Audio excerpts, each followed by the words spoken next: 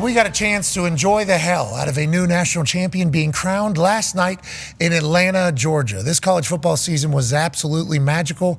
I was so lucky to be a tiny little part of it with College Game Day each and every Saturday, then the field passes as well throughout the college football playoff, and then obviously talking about it on this program every single week. It was a journey, I think, that we all had no idea about. We thought potentially the downfall of college football was coming. With NIL and transfer portal, are we going to lose everything that we loved about college ball? Are the passion and the pageantry going to disappear in favor of selfishness and disloyalty and money over anything else? Is there going to be a time now where no players will ever face adversity, so nobody will ever have enough mental toughness to be a great football player? Is college football going to be ruined because of the current state? That was the question marks going in to this particular season. And now here we sit after crowning the Ohio State Buckeyes the national champions last night. And I think we'd all say, that was the greatest fucking year of college ball that we've ever followed along with, certainly in the last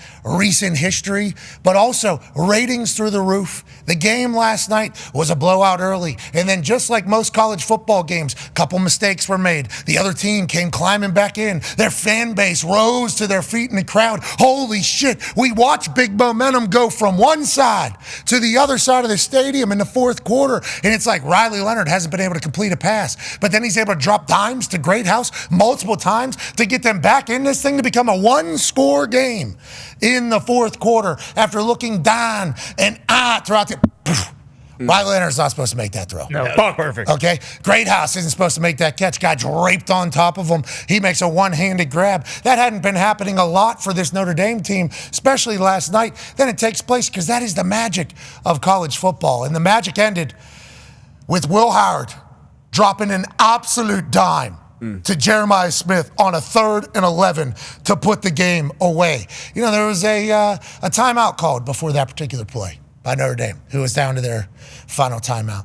And obviously there was enough time on the clock for Riley Leonard to get the ball back potentially if they were to stop them on that 3rd down, force a punt, waste their final timeout. Riley Leonard would have to run a 2-minute drill to go down the field and tie the game in the national championship. Does he do that? We don't know. We literally have no idea if he would be capable of doing that. But what Riley Leonard was showcasing in that comeback was potentially an opportunity to do as such. But Will Howard, Chip Kelly, Jeremiah Smith, that offensive line who held up remarkably and blocked great last night for a run game that had a guy go over 100, score 3 touchdowns, and then Jaden Fielding makes it an 11-point game with less than 30 seconds left. It was wonderful. It was beautiful. And if you think about the story arc of this Ohio State Buckeye team, you can't help but be pumped up for them and their entire organization. The program was questioned. The program was being called to be changed. That man was basically getting shipped out of town, not only by as he hucked his headset. I love that play. Oh, yeah. I absolutely love that play by Ryan Day. I think him showcasing his emotions a good thing, not a bad thing, especially because it felt like during his times at Ohio State, he tried to be the super tough guy, maybe publicly. So whenever he started showcasing his emotion, jumping on his players, celebrating, doing his thing, post-Michigan game, you know, it felt like we saw the real Ryan Day, and we got a chance to see this real team. And what they have been since that Michigan game, all the way through the playoff, is by far the best team in college ball. And last night, they got a chance to hoist the trophy. It was a beautiful ending to a great season of college football that we enjoyed the hell out of. Going all the way back to Dublin, Ireland. The Toxic Tables here at Boston Connor and at Ty Schmidt. Comment, it feels like just yesterday we were in Dublin, you know, having a time with Seamus and McQuaid and all the lads over there. And then all the winding roads, the different storylines, the different teams that are undefeated. This team's going to go. This conference stinks. This conference stinks. This conference is best. This conference is the best. It's just like every week there was something magical. And although it feels like yesterday, it was the longest season college football has ever had. And it was electrifying from start to finish. You could find something every single week that was the best thing that had happened in some time. Yeah, we've come a long way from getting nuked doing the show in Dublin that one day, and I think drank 50 to 60 Guinnesses a piece in one night with Seamus. It was a great time. But, man, it was Thanks great. to Seamus, by Shout out Seamus. Seamus kicked off that college football season for us. Yeah, they had Notre Dame winning it, and they were in the final. It was a great call by him, but no, it was great. I mean, there was that span of 4 or 5 weeks where whoever was the 1 seed was losing. Like every single week, it felt like we had a top 10 matchup between two teams. It was one of those situations where, because of the realignment, the new matchups we were getting to see was awesome. Georgia, Texas in October, where I think that was the week after Bama beat Georgia or whenever it was. But it was one of those incredible seasons. You really couldn't have scripted it better. The 12-team playoff, watching the home environments for those playoff games was something as well. You wonder if anything's going to change with that too. But well, what did you hear? I've heard a few things that maybe there will be changes. Probably from who? From my sources. I'm not. Oh, really? We talked to many people. Wow. Powerful people, if you will. No big deal. We are all of a sudden sitting in rooms where powerful people are jaunting through all of a sudden. Yeah, maybe we had an ear to the wall because we were very close to a few people, a little cup, if you will. But yeah, people in button-downs and nice shoes were telling us some things. Just real quick, though, with what you're referring to, there is no way when that decision was made for us to be in that particular room that they had any idea. Massive oversight. Massive oversight. The most important meeting in college football is happening this thin of a wall on the other side of where we are. We could not hear their meeting. Okay, we're not saying we are listening in or eavesdropping. They could certainly hear us going, right next to them. We had no idea that meeting was happening until somebody came in and were like, hey, they got another hour in the session that they're currently in right there. And it was like, session? Is this politics? Or like, kind of. Pretty close. In a way. Basically all of college football is in that room. So if you guys can keep it down a little bit, we're like, oh, shit. And then where we were going to get our waters was the same exact place that all these people were. And, we've been very lucky. I've been very lucky to be a part of College Game Day. The boys have been around, obviously. And everybody's so incredibly kind to me and to us that are in these positions. Not all college football. There are a lot of people in college football that have said terrible things about me throughout my run here at College Game Day. So anytime I'm at these big college events, I'm always in the back of my head like, I know at least 3 out of 10 of you have said horrendous things about me in my addition to college football. So, I'm always on guard. I'm always on guard, but trying to at least meet people, hear your stories. So whenever, like commissioners that we've met in our path are walking directly out of those meetings, and then I think they get excited to come talk to us as a group, and we're rated. It's first reaction of these things. So your sources that you are referring to, I do think there is going to be some change, but that was always the plan for this college football playoff. Obviously, the first round being what it was, 10 points was the closest score. Yeah. That was Indiana to Notre Dame. Yep. Indiana's only 2 losses this year. We're against Ohio State, national champion, Notre Dame, national champion runner-up. Look out for Kurt Signetti and the boys down in Bloomington potentially continuing to build on a great program, which is another story of this college football season. Indiana has a football team. Vanderbilt has a football team. That's only possible because the transfer portal and the NIL. And then you look at these teams, obviously there was a couple. SMU makes the playoffs. You kidding me? Indiana makes the playoffs.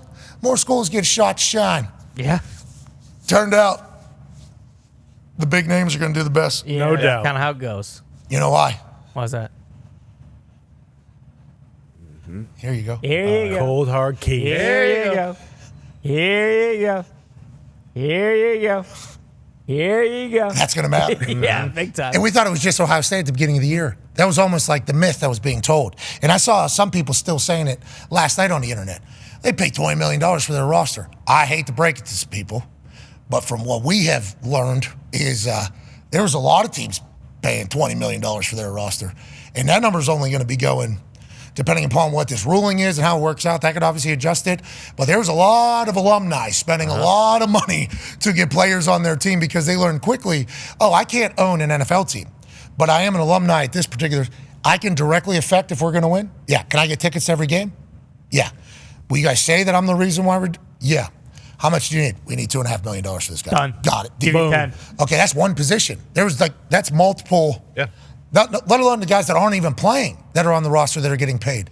So if you're talking about the amount of money that's actually being paid for some of these teams, it is, and you can kind of see it in the college football playoff. Yeah. You got to see who's moving, who's not. That's why Nick Saban's call for regulation yesterday is one that I think is being echoed by everybody. It's like there has to be some sort of rules, some sort of comps. Joining us, 9-year NFL vet, absolute legend during these field passes. Looked so cool last night. Again. Ladies and gentlemen, Darius J. Butler. D-Butch. College football is moving much more like NFL football. Yes. Obviously with the contracts in free agency and everything like that.